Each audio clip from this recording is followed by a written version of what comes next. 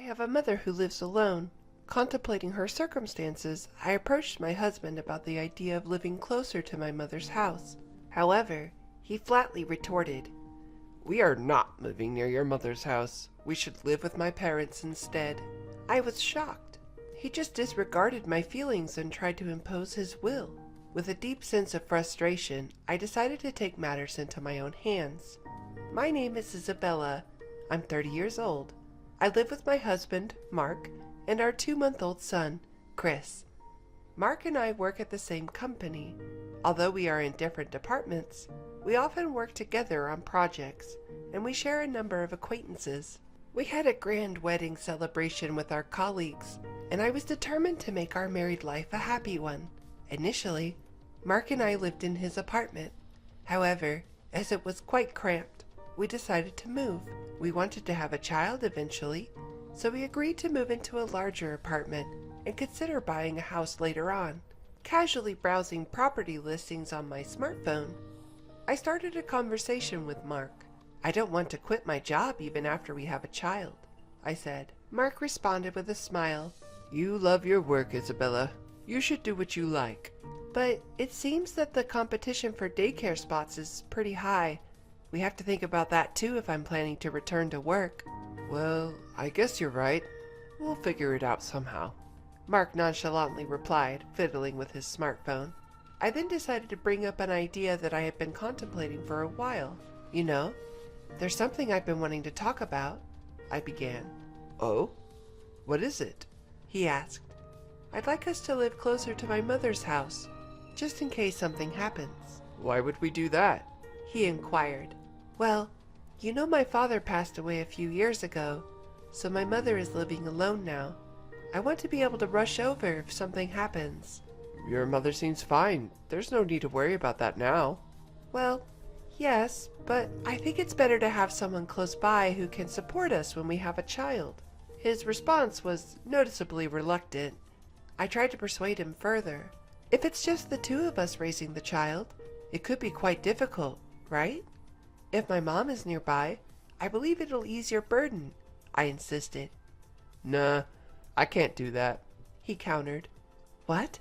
Why not?" "Because if we live near her mom, we'll have to see her often. That would be stressful." "I understand your concern, but I promise I'll try my best not to burden you." "When we have a child, you won't be able to work for a while, which means we'll be living on my income alone, right? So why should I have to deal with the extra stress?" "Well," in response to my silence, he coldly stated, "We're not moving anywhere near your mother's house." "But," I protested. "After giving birth, you won't be able to contribute to the rent or the living expenses, right? Yet, you're the only one thinking about what's convenient for you. Don't you think that's a bit selfish?" Hold on, what kind of logic is that? Sure, I wouldn't be able to work for a few months after giving birth, but does he really need to be so negative about it? Don't you think we should try harder to cooperate as a married couple? My husband's actions didn't make any sense, and I felt that if I continued to speak up, things would not progress in a positive way. We're newlyweds. I don't want to quarrel at this point. Fine. I got it. Leaving these words behind, I left the room. I couldn't bear this atmosphere any longer.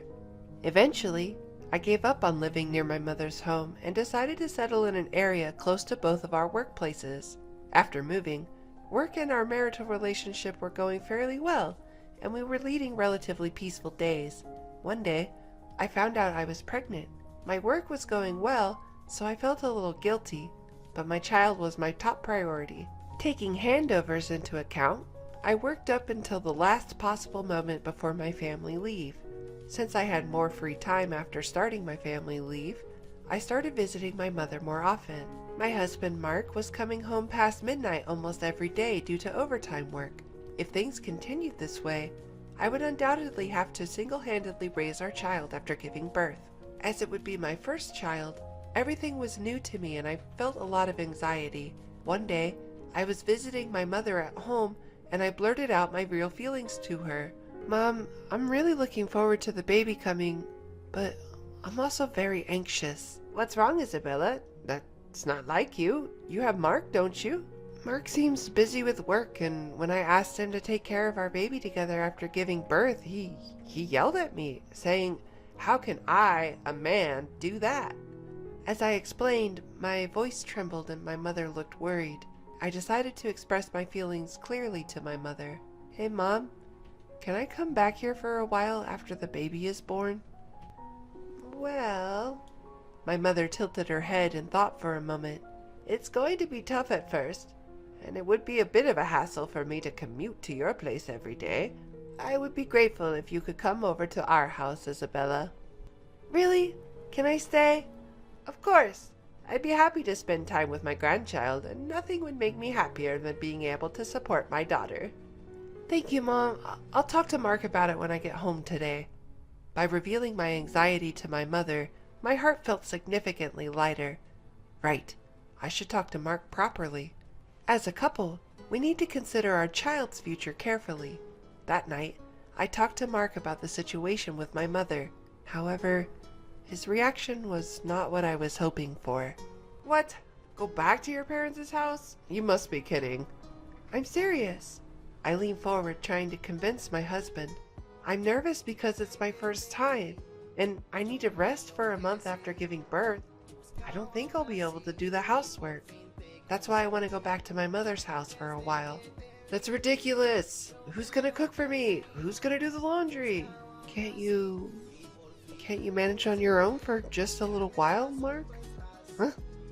I'm out there working, and now you want me to do housework too?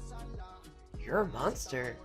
Mark huffed. But in my confusion, Mark sighed heavily. I get it.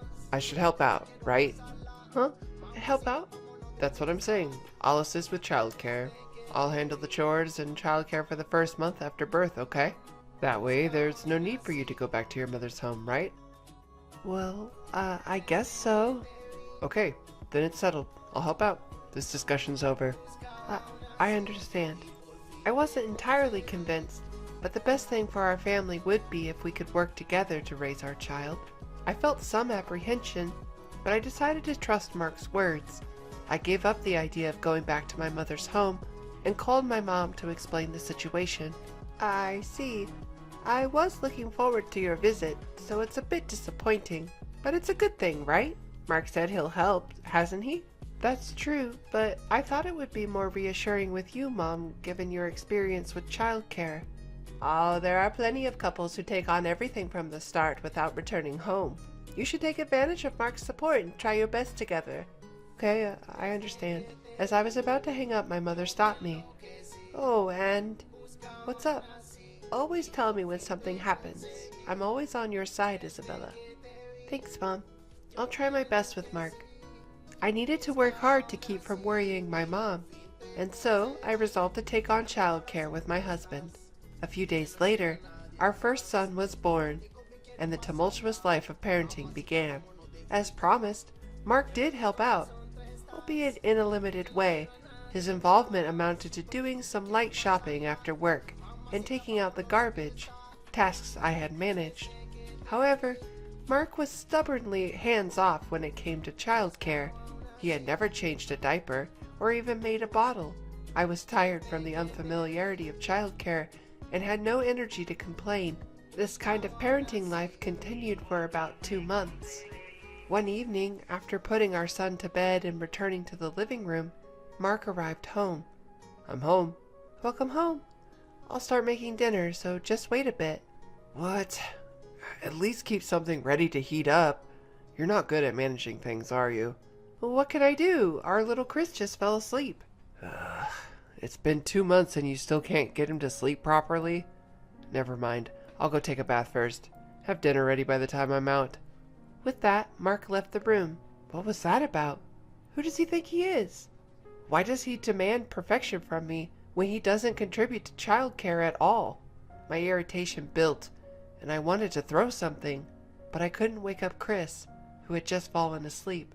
I held back my anger. 30 minutes later, without saying a word, Mark started eating his dinner right after he got out of the bath. As I stared at him, shocked by his behavior. "Oh yeah, I have something to talk about." Mark stopped me. "Talk? What all of a sudden?" "I got a call from Dad today. Seems Mom fell and can't move her leg well. What? Your mother? According to my husband Mark, his mother had gone shopping with a neighborhood friend, had a dramatic fall, and was immediately taken to the hospital in an ambulance. Even after several hours, her leg isn't moving and the doctor diagnosed that she might need assistance going forward. I see, that's hard. Your father must be having a rough time. To be honest, I was more worried about my father-in-law than my mother-in-law. From the beginning, my mother-in-law did not like me. She was even cold to me at our marriage introduction. When I announced my pregnancy, "We don't need a girl, do we?" she was the type to say nonchalantly. The one who always scolded my mother-in-law and stood by me was my father-in-law. "Let me know if you need anything. I'll be there for you if you need me." Each time he met me, my father-in-law encouraged me like this. If my stay-at-home mother-in-law couldn't move, my father-in-law would be really struggling. While recalling the happenings at my in-laws' home, Mark dropped an unbelievable proposition. "Here's the thing. I had a great idea. Let's live together with my parents at my home." What? "Don't you think it's a good plan? I'm worried about Mom, and you, Isabella, are not working now. If we live together, it will reduce Dad's burden, and he would be happy." Wait just a minute. You're joking, right? The reason I'm not working is to take care of our son, Chris. I can't suddenly decide to live with your parents. "But it's been 2 months already. You must have some free time now. Right now, Mom is the priority. You should understand that." Is he serious? When I suggested living near my mom, he outright refused, but now it suits him just perfectly. Mark is not the type to visit his home frequently, so it was convenient so far, but living with my mother-in-law is out of the question. Knowing Mark, if we lived together, he would certainly side with his mother and be harsh on me. Unable to bear it any longer, I vented my frustrations. Don't mess with me. You flat out denied when I wanted to live near my mother, but now it's okay when it's about you? What? What's that about? Your mother is fine, isn't she?